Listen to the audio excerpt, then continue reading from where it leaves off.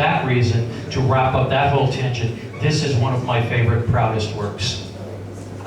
There are others in Mage that I enjoyed. I like the Book of Worlds. I love Destiny's Price, Dream Speakers, the first and second edition Order of Hermes books. I enjoy those, but these are the ones that really, really matter. These are the ones that I do this a lot. Anybody who's met me or seen me knows I do that. This means from the heart.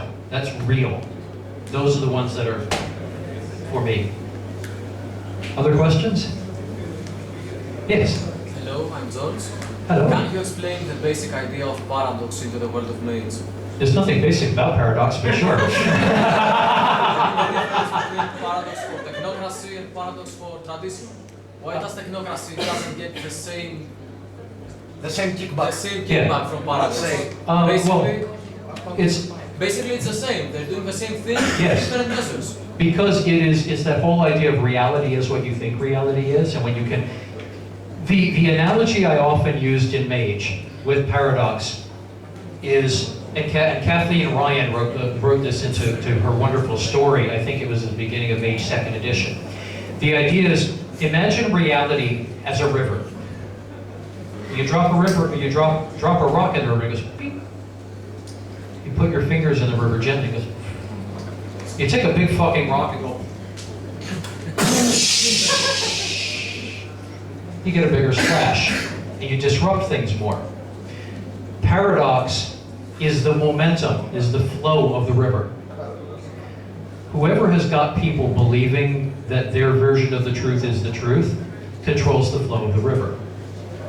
The technocracy, because of technology, and I'll explain, this also goes back to, I think it was your question, about the technocracy here in a minute, but because the technocracy had an idea that benefited humanity, benefited common humanity, not the wizards in Doisetep, not the tripping seers out in the middle of India, not the verbena carving runes in their arm, but the normal everyday person. The technocracy had the idea that technology should be for everyone. Not every level of technology. You don't want, Junior crafting a cyborg in his basement. That's too disruptive. But give Junior an erector set, sure. Give Junior a video camera, okay, yeah. They may be regretting that one now, but give Junior the potential to be a future technocrat. Sure, sign me up for that. So eventually, the technocracy in Mage's world, the technocracy produced the belief that benefited humanity most. The traditions were selfish. That's one of the other themes in Mage. The traditions are selfish. They've got this wonderful idea, but it's just for them. You want to be a cultist of ecstasy, drop acid, jump off a cliff naked, dance around with everybody you've met, run around barefoot, carve things in your skin, freak out, try not to destroy the world too much, and if you succeed, you're a cultist of ecstasy. Yeah, like everybody's going to do that. I mean, in the book Cult of Ecstasy, Wolf himself says, not everybody is meant to do this. Most people shouldn't do this. The majority of people should never even think of doing this. The technocracy said, yeah, I think people should be able to have indoor plumbing.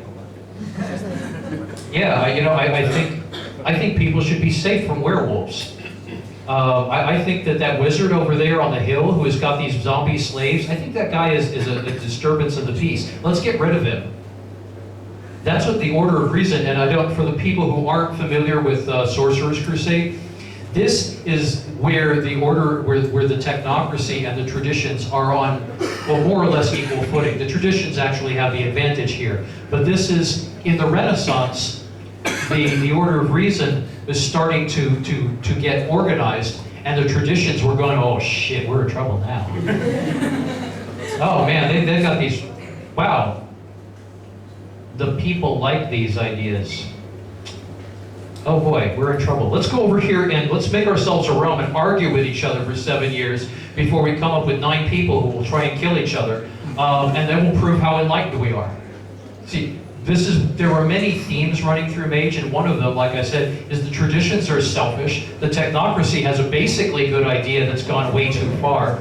The Nefandi actually have a valid place in creation, even though you don't want to invite one for dinner. And the Marauders are what happens if the idea of magic goes too far. So going back to Paradox, like I said, nothing basic on this subject. The technocracy got control of the flow of the river because they got the majority of people to go, hey, that's a good idea, I like that, let's do it. Indoor plumbing? Sure. Deodorant? Toothpaste? Sure, I like these ideas. Technology is good for us because it benefits most people in the short term anyway. As we all know, technology has a downside. It has pollution, it has nuclear war, it has poison gas, it has all of these terrible things. Faith No More shirt. Sorry, I love Faith in the Muse, and I love Faith No More. But in any case, the flow of reality is going the technocracy's way because they were benefiting. Is anyone else here familiar with the idea of the water will follow the path of least resistance? Yes. Reality will follow the flow, will follow the path of least resistance. When you pick up the boulder and go, you're not the path of least resistance anymore. You just made a big fucking mess and you got everybody wet. That's when Paradox, whap. Paradox is you getting wet. Paradox is the water splashing out.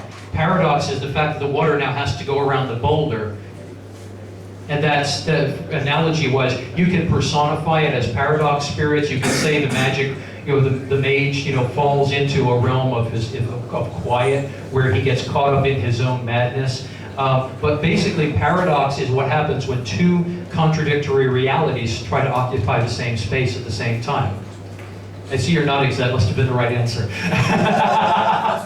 The funny thing is, initially, in the very first, in Mage First Edition, it's called Truth Until Paradox. And I asked Stuart rather, what does that mean? What does paradox mean to you? Your Mage is initially the idea, the core idea came from Stuart Wick. It's almost what it turned out like in the long run is almost nothing like his idea, but many of his core ideas, like the idea that reality is flexible, the idea that magic is an extension of the magician, which was the single biggest reason I wanted to do Mage, other than to get the hell out of the shoe store. Because I know as someone who practices magic that this is true. Magic, that magic is an extension of the person who uses it. It's not a 5 by 5 inch fireball that inflicts such and such amount of damage if you are at such and such level. It's an extension of you. When you do magic as a mage, you are casting your reflection upon reality, whether that's good or not. Which is another one of the themes in Mage, that you should be careful what you do and how you do it. But I asked Stuart what paradox means. He says, I don't know, it just sounded cool. I'm like, you're fucking kidding, right? That's why in Mage First Edition, paradox doesn't make much sense, because they didn't know what it was supposed to be. It's like, oh, paradox is the reality police controlled by the technocracy. I'm like, I see I'm going to have to fix this. Which was why in the Book of Shadows, I had a bunch of different mages saying a bunch of different things about paradox, and then I had somebody tell a story about it. Because paradox is ultimately a poetic concept. It doesn't translate into a firm, into one firm, easy answer. But the easiest answer I can give you is the reality is the stream. Magic is the rock or the finger or the stirring of the stream, and paradox is what happens if you disrupt the flow of the stream too much. It's what happens when two contradictory realities try to occupy the same space at the same time, which is a paradox. Next question? Yes? Okay. How a player/character can reach Ascension? What is Ascension? I'm sorry, I'm not sure. What is Ascension? Oh, Ascension. Yeah, everybody's got a different view of that. There are two ways to look at Ascension. Ascension is either personal, which means you ascend, nobody else does, or Ascension is or Ascension is universal, and everybody goes, ah, and we have 2012, theoretically. The ideal of Ascension means more than the reality of Ascension, because Ascension is the ideal for which mages strive. Whether that ideal is, I wish to achieve nirvana, I wish to go to heaven, I wish to kick every reality deviant in the world out, or if it's, I want everybody in the world to think like me, which, believe me, is not just a technocracy thing. But Ascension is ultimately when you transcend, whether it's you as the person or you as the human species, transcend this trap here, this trap that we have that limits us to mortality, that limits us to paradox, that limits us to fight with one another and ourselves, to fear each other, to fear damnation, to be separated from God, however you see God, whether you see God as, the guy upstairs or the flying spaghetti monster. Ascension is to break down the walls of separation and become one. And some people think that that's a universal thing where everybody will suddenly at one point go, ah, and believe the same thing, and the world as we know it will go, or whether Ascension is, I get it, and you go.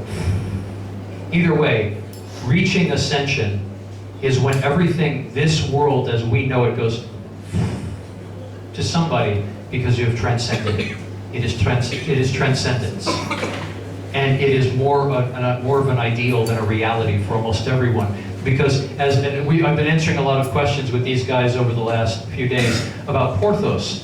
Porthos Fitzempress, the character in Mage, the Archmage, who on many levels is the most powerful mage in my version of Mage the Ascension. No, spheres 7 through 10 were not my idea. But Porthos was the most powerful mage alive in my view of Mage the Ascension. And he understood the paradox of knowing that the path to transcendence was to stop looking for it and to stop trying to be powerful, and yet realizing he had to be powerful, or he thought he had to be powerful to find it, and that paradox was driving him insane. He finally found it in the Ascension Warrior trilogy when Hayel started the chain reaction that caused Doisatep to self-destruct, caused the mages in Doisatep to blow their own home up by blowing each other up. And Porthos said, I've got it. I'll sacrifice all my power and my life and my existence on this plane to contain this so it doesn't destroy everything and everybody. And Porthos ascended because he stopped trying to. Which, if you need a short answer to that complicated question, you achieve transcendence when you stop trying to, which is a hell of a lot harder than it sounds. Yes? I want to ask you 2 questions. Sure. First, what's your opinion about the advantages and disadvantages about the works of God? About which one? The advantages and disadvantages between the works. Between the world, which worlds? The new world of darkness and old world of darkness? Between the game lines. Oh, the differences between the game lines. Oh, what are the pros and cons of the differences and similarities? Well, one of the pros is it's kind of fun to have a werecat and a vampire and a mage in the same room. One of the cons is it's chaos to have a werewolf and a mage and a werecat in the same room. One of the pros of it is that it gives you guys more, and I frequently talked about this in like the Book of Shadows, that these books, this is a toolbox, and the more tools you have, the more stuff you can do. When you have when you involve multiple game lines, there are more possibilities for you to be creative with. That's a definite plus in my book. It can also be a minus when you've got one guy wants to diablerize Cain and the other guy is a man in black. They're not going to be able to coexist. They're just not. You know, when the hit mark and when the hit mark and the troll are in the same room, somebody is getting hurt. So that's a con. for me, as one of the people who was involved in trying to make the worlds make sense, it was a hell of a lot of, and like I said a little while ago, it's one of the reasons I quit, is because after a while, as one of the people who had to ride herd on this rampaging beast, or these 6, 7 rampaging beasts, after a while it just gets tiring trying to make everything connect. But when it's done well, you have a much richer experience. So ultimately the pros and cons come down to you, the players, what you want to do with it. If you want to make something that's impossible to play, or if you want to do something where everybody's got a part. From a game design standpoint, we had to check in so many times on so many different books that we spent half our time after a while just making sure that this book didn't contradict this book in the rules department, which was a pain in the ass considering how many times we revised the goddamn rules. That often came out of a lack of play testing, which was not my fault. But next, who's next? Would you like to have a break? Yes, let's take a break so that we can like breathe and get something to drink, and then I'll come back to that. Thanks everybody. We'll come back at what, 5, 10? Or okay, yeah, let's take a 5-minute break for a fresh air and water break. Thanks everybody.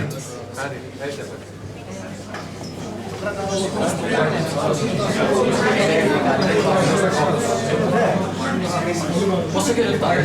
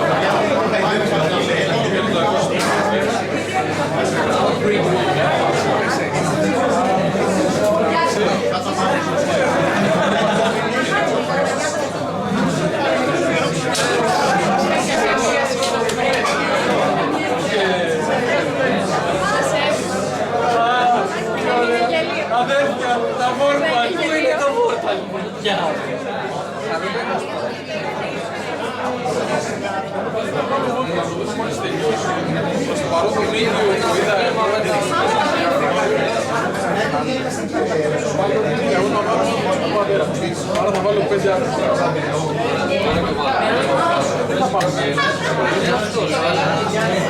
στο τέλος,